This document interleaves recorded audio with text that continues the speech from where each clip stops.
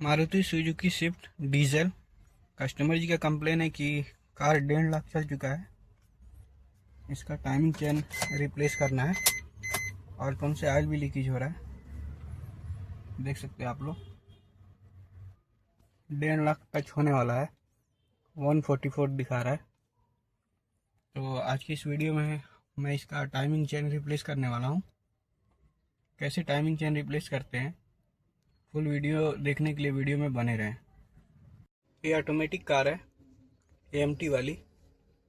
मैं इसका engine compartment की तरफ चलता हूँ और टाइमिंग प्लेट वगैरह खोलना शुरू करता हूँ।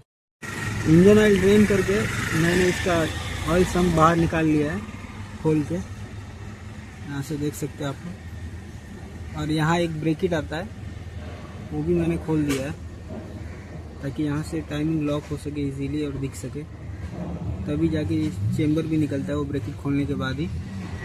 अब इसका मैं ये साइलेंसर का जॉइंट खोलूँगा यहाँ से, और नहीं खोलेंगे तो भी चलेगा क्योंकि ऊपर से मैंने 3 नट लूज़ कर दिया है। अब आगे से इसका बेल्ट वगैरह मैं खोल के निकाल लेता हूँ, फिर वाटर पंप खोल के फिर इसका आगे का प्रोसीजर बताता हूँ। ये 13 नंबर के 4 बोल्ट लूज़ करके मैं पुल्ली निकाल लूँगा।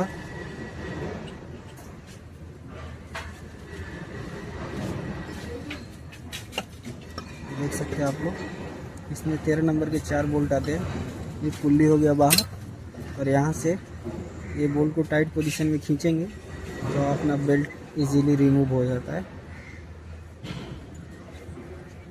तो ये बेल्ट भी मैं निकाल लेता हूँ।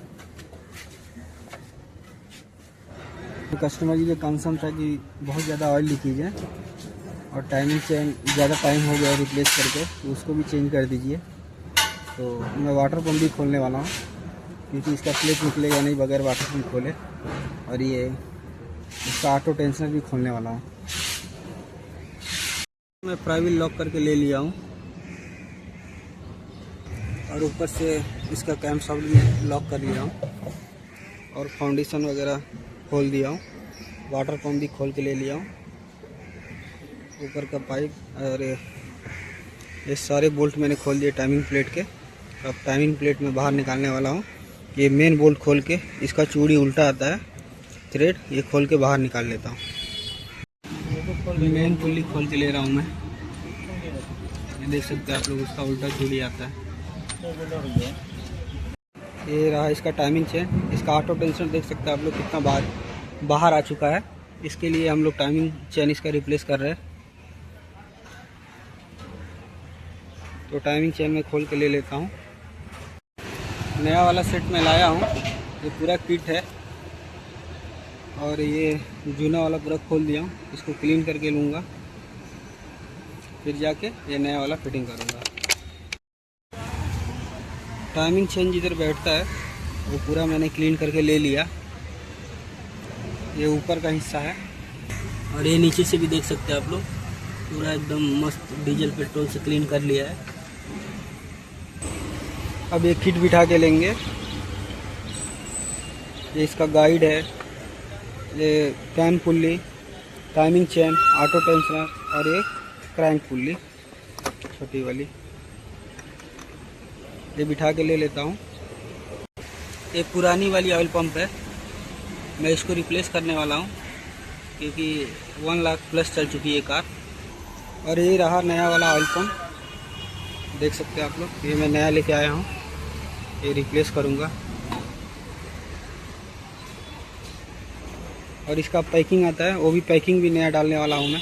वो पैकिंग ऑर्डर पे था नहीं, इसके लिए वो आज मिलेगा, तो मैं ला के फिटिंग करता हूँ। नीचे नया वाला बिठा लिया मैं।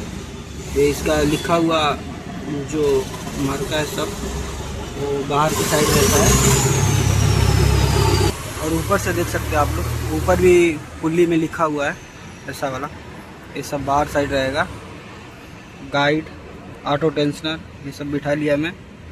ऑटो टेंशनर देख सकते हैं आप लोग कितना कम बाहर निकला है पहले वाले के मुकाबले। अब इसका ऑयल पंप फिटिंग करके ले लेते हैं। ये मेन पुल्ली का बोल्ट है, देख सकते हैं आप लोग, ये उल्टा थ्रेड आता है। ये टाइट करेंगे तो लूज़ होएगा, लूज़ करेंगे तो टाइट होएगा। इसमें एक ओरिंग आता है, ओरिंग का ध्यान रखें, नहीं तो ऑयल लीकेज हो सकता है। ये रहा इसका जूना वाला ऑयल फिल्टर और ये नया वाला ऑयल फिल्टर। बॉडी क्लीन करके ओरिंग लगा के फिटिंग कर देंगे। टाइमिंग किट के साथ साथ मैं इसका सर्विसिंग भी कर रहा हूँ। ये रहा नया वाला एयर फिल्टर और ये रहा जूना वाला एयर फिल्टर। ऊपर से देख सकते हैं आप लोग ऑयल पंप असेंबली और इसका पैकिंग नया मैंने बिठा दिया है। यहाँ से इंजेक्टर वगैरह का जितना खोला था बोल्ट और कपलर सब लगा दिया मैंने। ऊपर से इंजन फाउंडेशन भी बिठा दिया। अब बस इंटरकूलर का पाइप लगाना बाकी है और नीचे से मेन पुल्ली का नीचे का मेन पुल्ली भी लगा दिया है और चेंबर भी फिटिंग हो चुका है। बस यही साइलेंसर का ब्रैकेट वगैरह लगाना बाकी है और वाटर पंप देख सकते हो आप लोग असेंबली, वो भी फिटिंग कर दिया मैंने। बेल्ट वगैरह लगा देता हूँ। साइलेंसर असेंबली फिट कर लिया मैंने, चेंबर भी फिटिंग हो चुका है और यहाँ से जो ब्रैकेट वगैरह सब खोला था वो सब मैंने फिटिंग करके ले लिया। टाइमिंग साइड से भी सब कुछ फिटिंग हो चुका है। ये मेन पुल्ली का 4 बोल्ट भी टाइट कर दिया मैंने, बेल्ट भी चढ़ा के ले लिया। वाटर पंप वगैरह सब परफेक्टली फिट हो चुका है। इसमें ये मोबिल का इंजन ऑयल यूज़ किया मैं 0W40, देख सकते हैं आप लोग। मैंने इसका डीजल फिल्टर रिप्लेस नहीं किया क्योंकि कस्टमर के कंसर्न तक रिसेंटली उन्होंने काम करवाया था, इसके लिए मैंने छोड़ दिया। ऊपर से भी सब कुछ फिटिंग करके ले लिया। अब कार का इग्निशन ऑन ऑफ करके फिर इंजन स्टार्ट करेंगे।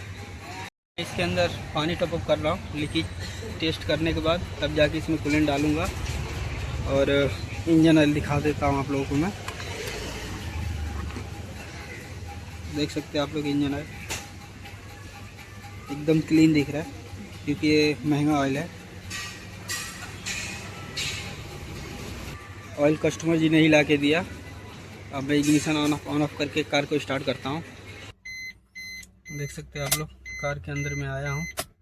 Ignition on off on off on off. अब क्रैंक करूँगा, देखते हैं कार फर्स्ट सेल्फ में स्टार्ट होता है क्या।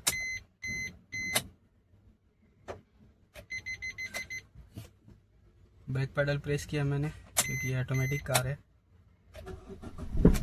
देख सकते हैं आप लोग हाफ सेल्फ में कार हुई स्टार्ट। सबसे पहले चेक करेंगे कार के अंदर कोई ऑयल लाइट वगैरह तो आ नहीं रहा है ना। डोर मैंने खोल के रखा है, हैंड ब्रेक मैंने लगा के रखा है, इसके लिए हैंड ब्रेक का लाइट वगैरह आ रहा है। बाकी कोई माल फंक्शन की लाइट नहीं है कार के अंदर। आरपीएम भी इसका स्टेबल है। अब बाहर की तरफ देखते हैं क्या पोजीशन है। देख सकते हैं आप लोग कार स्टार्ट है, क्लस्टर मीटर क्लियर है, कोई लाइट नहीं। डोर खुला है, हैंड ब्रेक का है और सीट बेल्ट का है, सिर्फ 3 लाइट शो कर रहा है। आरपीएम भी स्टेबल है, कोई एक्स्ट्रा लाइट नहीं है इसके अंदर। इंजन कंपार्टमेंट देख सकते हैं आप लोग एकदम क्लियर है। आवाज़ भी इसका स्मूथ हो गया।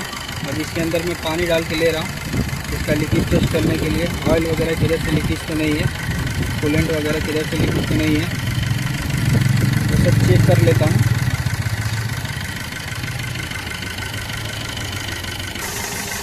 आगे से देख सकते हैं आप लोग, पहले पूरा ऑयल था, एकदम क्लियर है।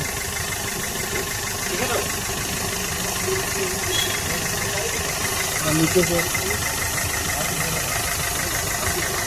क्या है, बारिश बहुत ज़्यादा हो रहा है, इसकी वजह से काम करने में थोड़ा सा तकलीफ हो रहा है। अभी ऑयल लीकेज वगैरह परफेक्ट है, कहीं से कोई ऑयल लीकेज नहीं दिख रहा है मुझे। फिर भी मैं थोड़ा सा गर्म करके चेक कर लेता हूँ। कार को मैंने स्टार्ट रखा है, काफ़ी समय से स्टार्ट रखा है, 1-1.5 घंटे के अप्रॉक्स हो गया। देख सकते हैं माल फंक्शन लाइट कोई भी नहीं है, क्लस्टर मीटर क्लियर है। और इंजन की तरफ देखेंगे तो कार स्टार्ट है, कोई नॉइज़ नहीं, वाइब्रेशन भी कम है इंजन का, आवाज़ भी सुन सकते हैं आप लोग, एकदम स्मूथ है। पहले ऑयल बहुत ज़्यादा लीकेज था, अभी कहीं से कोई लीकेज नहीं। मैंने टाइमिंग चेन के साथ साथ इसका सर्विसिंग भी किया है, फुल सर्विस। तो फ्रेंड्स आगे से तो एकदम क्लियर है। अब कार को वॉशिंग करा के कस्टमर जी को डिलीवर दे देंगे।